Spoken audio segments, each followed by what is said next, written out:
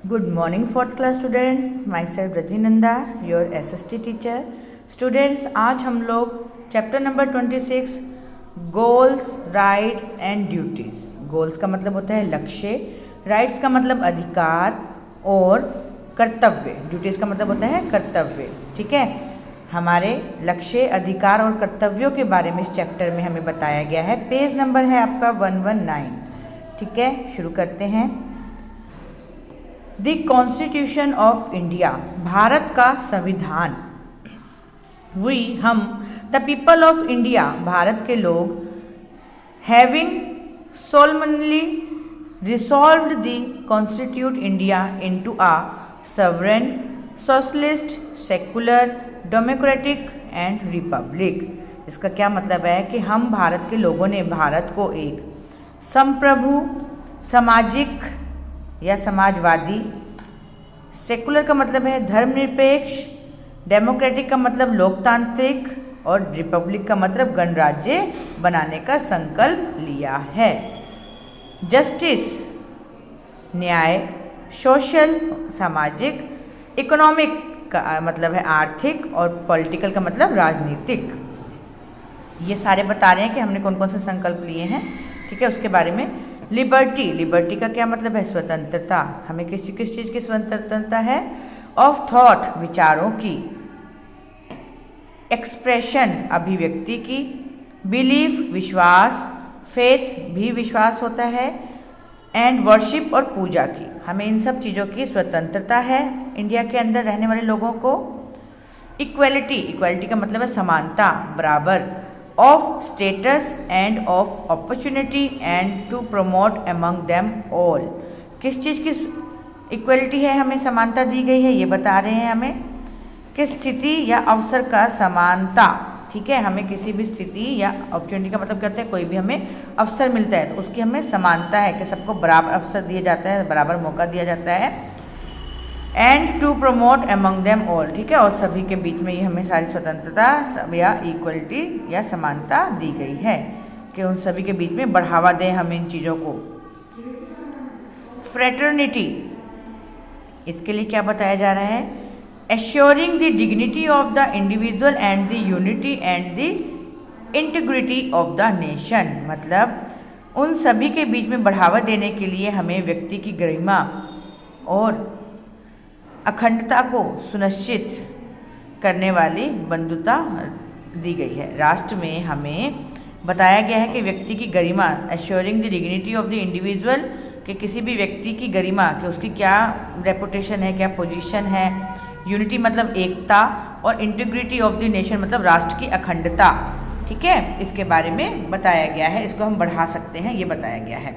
In our कॉन्स्टिट्यूटेंट assembly, हमारी संविधान सभा में, संविधान में 26 डे ऑफ नवंबर, नवंबर की 26 को, मतलब कि 26 नवंबर डेट बता दी गई कि नवंबर के 26 डे को, या हम बोल सकते हैं 26 नवंबर 1949 को, do hereby adopt enact and give to our self this constitution. के दिन हमने क्या किया गया था कि इसको संविधान को हमने अपनाया, अधिनियमित किया। ठीक है, ये सब इसमें बताया गया कि हम इस अधिनियम करना चाहते हैं और देना चाहते हैं खुद इस संविधान को, जो हमारा संविधान बना था, जिसे हम लोग क्या कब बताते हैं, गणराज्य गणतंत्र कब हुआ था? 26 जनवरी 1950 को। लेकिन उसके बारे में कब इसको पास करने के लिए हमने प्रस्तावित कराने के लिए इसको भेजा या बात की इस बारे में? 26 नवंबर 1949 को। ठीक है,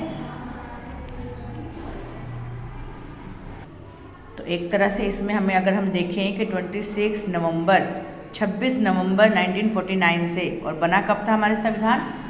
26 डेट सेम थी हमारी, जनवरी 1950, मतलब कि नवंबर, दिसंबर, जनवरी 2 महीने का समय लगा था इसमें। ठीक है, आगे हम लेसन में क्या है आप शुरू करते हैं। इंडिया गॉट इंडिपेंडेंस ऑन 15 अगस्त 1947। सभी को मालूम है कि 15 अगस्त 1947 को भारत को आज़ादी मिली। Formation of government was the biggest problem. सरकार का गठन सबसे बड़ी समस्या थी। कि सरकार कैसे बनाई जाए, किसकी बनाई जाए, कौन हेड होगा, ये सारे क्वेश्चन थे। So the leaders of our country set up a constituted assembly to form rules and laws to run the government. फिर इसीलिए हमारे देश के नेताओं ने सरकार चलाने के लिए नियम और कानून, ठीक है, नियम और कानून बनाने के लिए एक संविधान सभा की स्थापना की। क्योंकि जो हमारी संविधान गणतंत्र दिवस जिसे कहते हैं, तो क्यों बनाया गया था, हमारे देश को गणतंत्र क्यों कहते हैं, उस दिन से क्या हुआ था, देश के लिए कुछ नियम और कानून लिखे गए हैं उस बुक में, वो बनाया गया था। तो उसी के बारे में ये सारा आप चैप्टर पढ़ेंगे कि क्या नियम है, क्या कानून है हमारे लिए एक सिटीजन के नाते। The members of the constituent assembly were elected by the people of our country.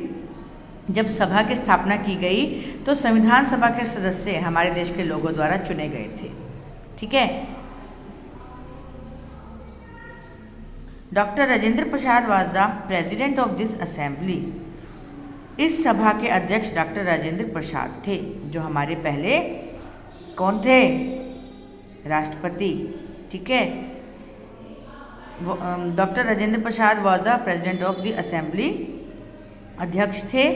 और इसके बाद a drafting committee under this constituent assembly formed the basic rules.